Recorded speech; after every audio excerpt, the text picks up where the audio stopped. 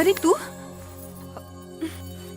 तू यही जा, कोई आ गया था? अरे प्यार और शर्म साथे साथे ऐसे कैसे चली? अभी सिर्फ प्यार भइल बा, शादी ना। और कुछ चीज शादी से पहले ना होला। अरे जब प्यार हो गइल बा तो शादी भी एक दिन जरूर हो जाई। अगर बाबूजी ना मनी और हमार शादी केहू और जगह कर दिए तब? दिया लेके खोजिए तब वो हमरा सुंदर दामादों का के ना मिली। और हमने के बीच में खाली भगवान आ सकता रे, आदमी ना। विश्वास कैसे करी? मुआ। चांदनी चांद से होती है, सितारों से नहीं। मोहब्बत एक से होती है, हजारों से नहीं। अच्छा, चांदनी चांद की होगी तो सितारों का क्या होगा? मोहब्बत एक से होगी तो हजारों का क्या होगा? अच्छा, तो मोहब्बत में तो बहुत कुछ होला।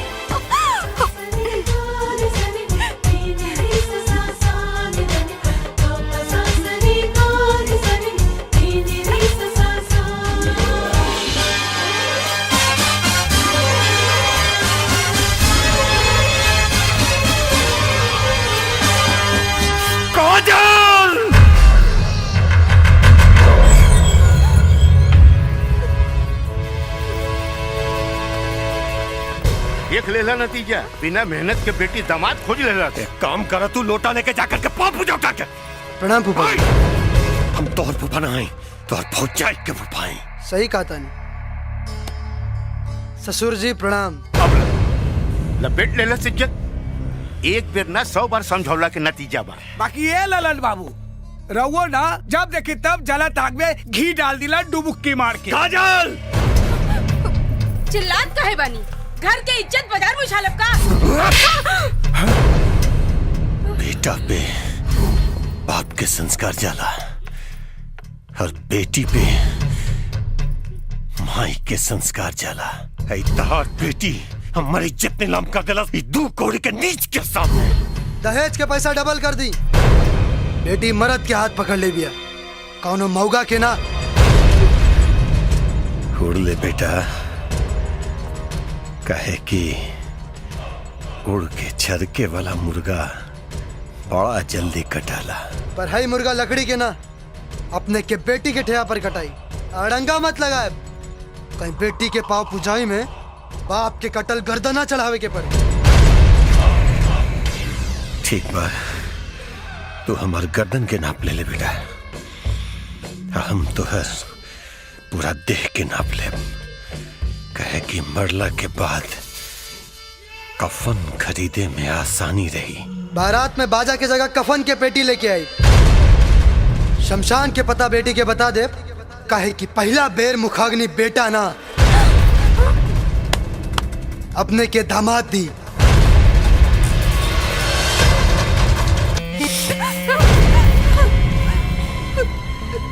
हम बोल देती तो ओकरा में हमरा में कोनो अंतर न रह जाए बेटी। लेकिन सपना देखल बंद कर दे। कहे कि जब सपना टूटी ना, बड़ा तकलीफ दी तोरा। हाँ?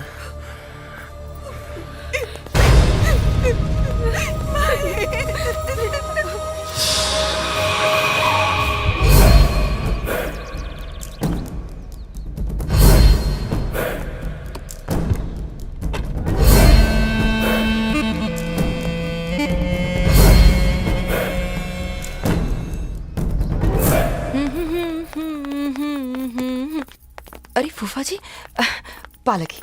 अरे छोटन, आशीर्वाद दे दे बेचारी के। देख देख सर से कमर तक कैसे झुक गई बिया। ढोंगी के ढकोसला पे आशीर्वाद ना काली दिहल जाला। गलती से भी गरिया मत दे, वरना ऐसा पाव पुजाई हुई कि भूत पिशाच से ना भतीजी का चेहरा देख के डर लगी। ना बाबू,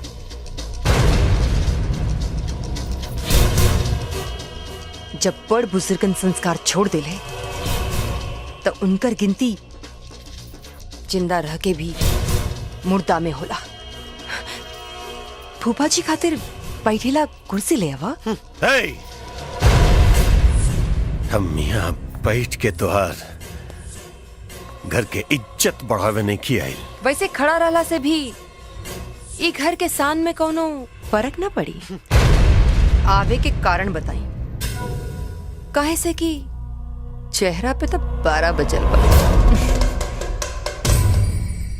तारा वजह से हमर चेहरा के ही हाल भइल बा। लेकिन एक बात याद रख, जौना आग तारा घर से निकल के हमार चौखट जलावे की कोशिश करता, कहीं उहे आग से तार घर जर के चिता न बन जाए। ना बाबू, जब भी फैसला क के आयल बानी तो इनकर स्वागत बा। हमरा घर से निकलल आग अपने के चौखट के ना, पगड़ी के निशाना सदले बा। इज्जत बचावे के बाद तो भतीजी के बेटी के दर्जा दी। सुंदर दुल्हा के ससुर कहाई। जब जीत पे आगे बढ़ी तो अपन जीत के दुआ भगवान से बनाओ, न तो अपन तेवर के लाश छुटावे खातिर अपन हाथ पांव के मजबूत रख। फूफा जी, फूफा जी, फूफा जी, हमरा मजबूती के बजाय अपना के देखिए। काहे से कि हमार तेवर के हौसला बुलंद बा। बेटी के डोली सजा के रखें, काहे कि बिना दहेज के दूल्हा वो आज की तारीख में तनिका मुश्किल बा, है ना फूफा जी? हे, वक्त बताई बेटा।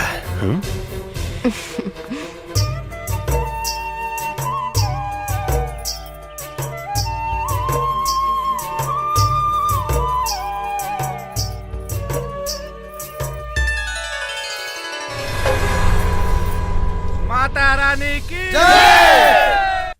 माई ए माई इदेगा मामा की वीडियो वीडियो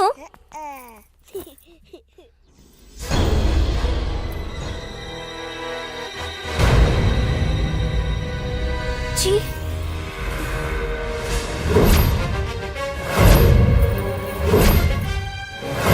शक तो हमरा पहले से रहे, लेकिन अब हमरा यकीन हो गई।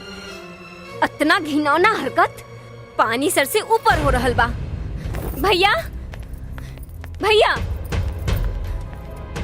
जब मर्द के हाथ ढीला हो जाला तो औरत के बहके से केहू ना रोक सकेला।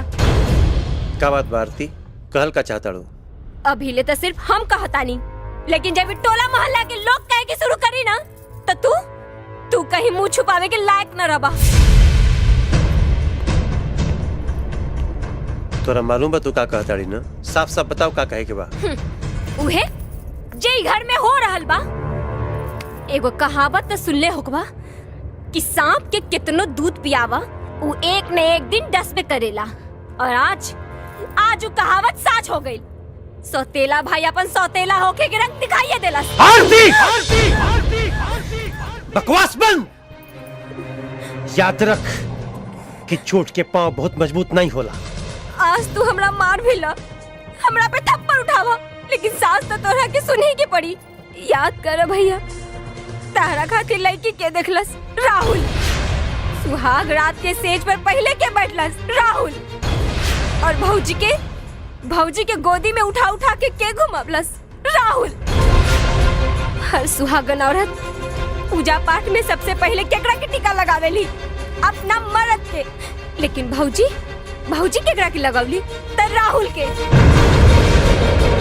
हमरा तो ओही दिन शक हो गइल रहे, जे दिन ओकर नाम लेते ही तार पूजा के थाली से दिया बुझ गई। एक बात याद रखिए भैया, जिंदा मक्खी कबो न निकल जाला, और तारा सबूत चाहिए ना। हम दिखावतानी तारा के सबूत, अभी दिखावतानी तारा के सबूत। देखा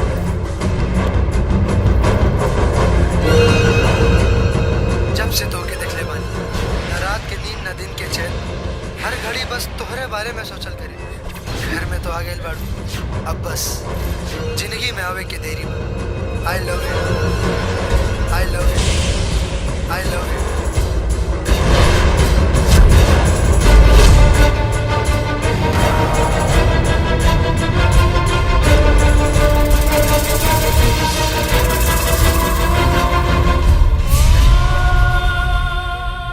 इन्हें हो सकत, इन्हें हो सकत। हो सकेला भैया, जरूर हो सकेला। बस मर्यादा के दीवार लांघे के होला, और जे औरत दीवार लांघ जाली ओकरा के ही समाज औरत ना कुलटा कहला, कुलटा। और कुलटा के जगह घर के चार दीवारी नहीं हो सकेला। अरे पकड़ा।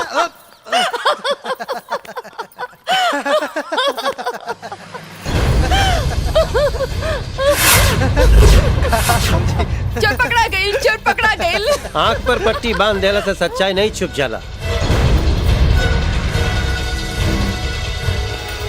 कब्बो न कब्बो सामने आइए जाला। अपने के कहे गलत टाइम पे आ गई है, नहीं आवे के चाहत रहल। नाना ऐसन काहे कहता नहीं जी? कहत नहीं कि देखावल चाहता नहीं, का देखावल चाहता नहीं तो लोगन के रिश्ता के सच।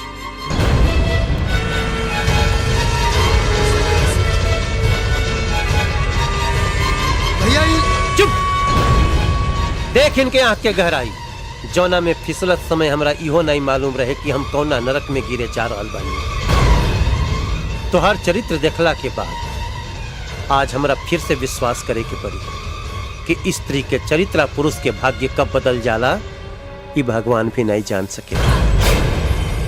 वाह रे धीरिया चरित्र। राहुल तो नादान रहे, तोरे बदन में इतने गर्मी रहे तो सिंदूर और मंगलसूत्र के हथकड़ी में जगड़ ला के का जरूरत रहे? आजाद रह के अपना हौस की आग बुझावत रह तू। बस पति बानी तो पति बन के रही, परमेश्वर बनने की कोशिश मत करी। लांछन लगावे से पहले कुछ तो सोच ले रहती, और वो ओकरा साथे जेकरा के हम देवर की नजर से ना बल्कि अपना बेटा की नजर से देखे नहीं। इतना सब कुछ भइला के बाद न तोहरे मुंह से शोभा नहीं खे देत। अच्छा रही कि हमारा जिंदगी से जितना जल्दी हो सके निकल जा।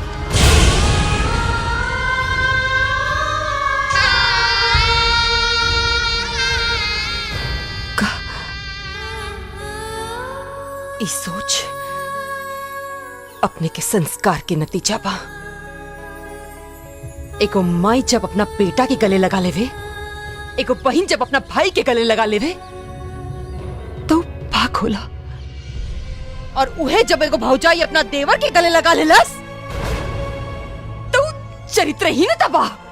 अगर यह चरित्रहीनता बा तो गर्व बा हमरा के अपना चरित्रहीनता पर। फैसला अब अपने के ना, फैसला हम करब, हम। और हाँ, सीता बन के अग्नि परीक्षा हम ना दे, और अपने के राम बना के दुविधा में भी ना डालो। पर अफसोस अफसोस ही बात की जरूर रही कि राम जी के घर तोड़े वाला धोबी रहे, लेकिन हमार घर तोड़े वाला हमार पति। और जवना घर में पत्नी के सम्मान ही न बचल, वो घर में रहला से का फायदा, का फायदा? जाता नहीं हम। रोक ला भौजी के, अनर्थ मत करा, वरना भरम और शक के एगो तीली परिवार के जला के राख कर दी। भैया खबरदार जो आज के बाद भैया बोल ले, खत्म हो गई सब रिश्ता तो से। जोने सौतेला भाई के अपने भाई से ज्यादा बढ़ के पलनी पोसनी, वो पीठ पर भी नहीं मन पर चूरा भोंकले बाटी।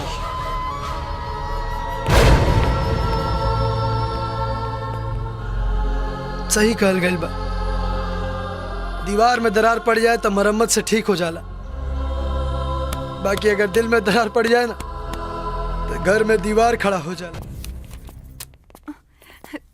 बाबूजी, का बात बा बाबूजी? रवा उदास काहे बानी? उदास तो नहीं की बेटा, लेकिन कुछ बात ऐसा बाकी है। अगर हम तारा बता दी तो तारा पाँव के नीचे की जमीन खिसक जाए। हमार पाँव इतना कमजोर नहीं खे, बात कहीं।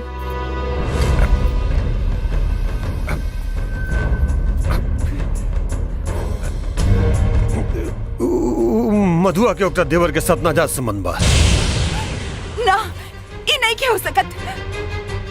हो सकता बेटा, हो सकता। अगर ऐसे ना रही तो ओकरा पति ओकरा घर से लात मार के बाहर ना निकाले रहे। बेटा, भगवान के घर में देर बा, अंधेर नहीं है। अब देखा ना, मधु अपना दरवाजा से बारात के लौटले रही ना, आज देखा ओकर पति ओकरा घर से लात मार के बाहर निकाल देलस। अगर विश्वास नहीं करते पूछ ला अपन बड़का बाबूजी से। ये एकदम सही बात बा बेटी। सारा गांव जवार ओकनी पे थूकता। देवर भौजाई के पवित्र रिश्ता पर कालिक पुल दहला सरवा डुबुक्की मार के।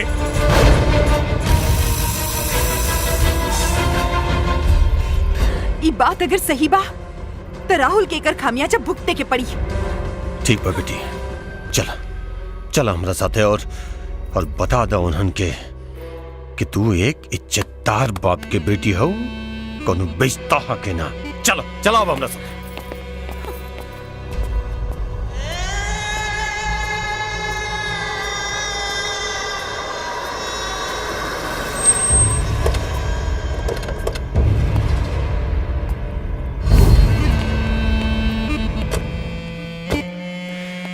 भैया, साली डाइन भी 7 घर छोड़ली हो, लेकिन ये तो अपना घर में जाके सेन मार देलस।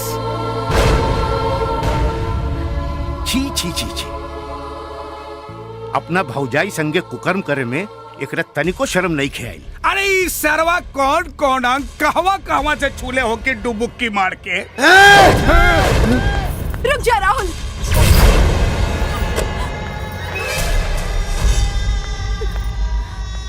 देवर और भौजाई के रिश्ता माँ बेटा के रिश्ता होला, और ये रिश्ता के तू पहले से ही कलंकित कर चुकल बाड़ो। और अब आज तू अपना से बड़ लोगन पर हाथ उठा के साबित कर देला कि तू मोहब्बत की का नफरत के भी लायक नहीं खा। काजल, सब केहू तो हमारे साथ छोड़ के चल गई। कम से कम तू तो ऐसा मत कहा, ना तो जीते जी मर जाए हम। मत छुआ हमरा के, मत छुआ। सुन, अपन दिल के अपना भौजाई के अचरा में बांध के रख। निकाल के उछाले की कोशिश कर लेना तो हमर बेटी ओकरा जूता से कचर के रखती। चल बेटी, बैठ गाड़ी में। काजल, काजल, काजल, काजल हमारी बात सुना। काजल, काजल, काजल हमारी बात सुना। काजल हमारी बात सुना। काजल,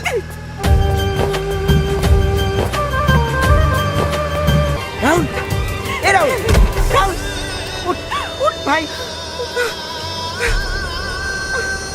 चल, चला।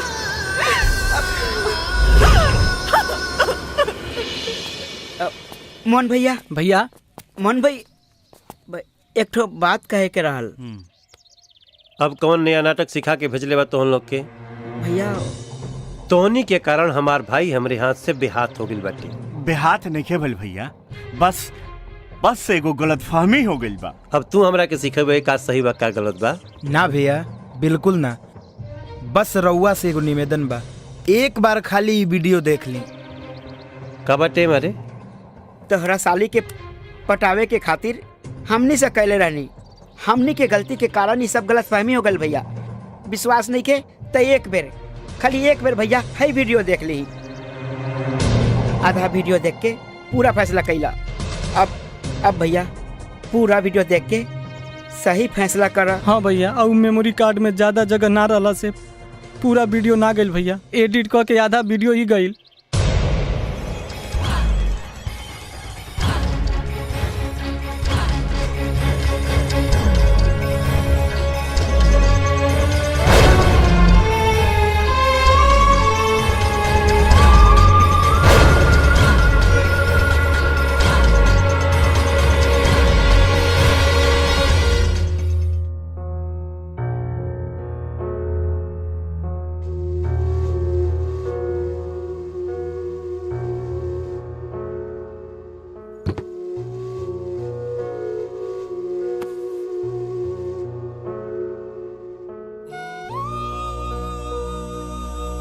राहुल हाँ?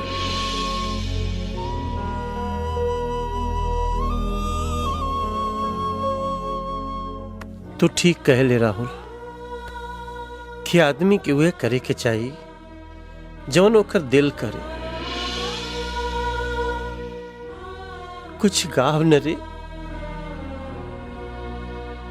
बहुत रोवे के मन करता।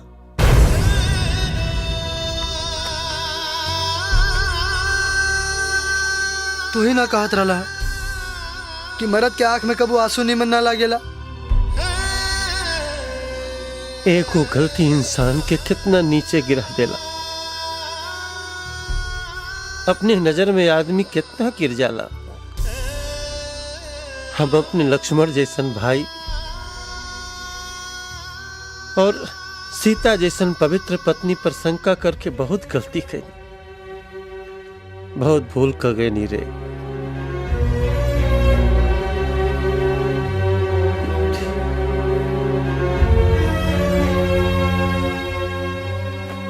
बहुत भूल हो गई रे भाई। समझ में नहीं ख्यावत कि अब का करी।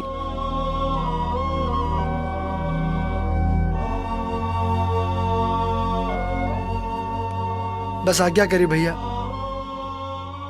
अगर आदमी से गलती ना हुई तो आदमी आदमी ना रही, भगवान बन जाए।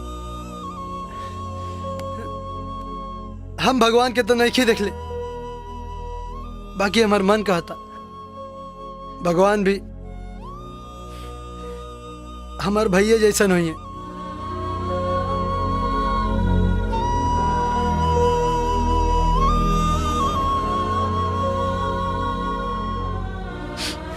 चला चला भैया, चल के भौजी के ले आवल जाओ। बाकी उनका से कहब का? कुछ बात ऐसा होला कि बिना बोलले ही समझ में आ जाला। भैया हम तोरा के बहुत छोट समझत रहनी रे।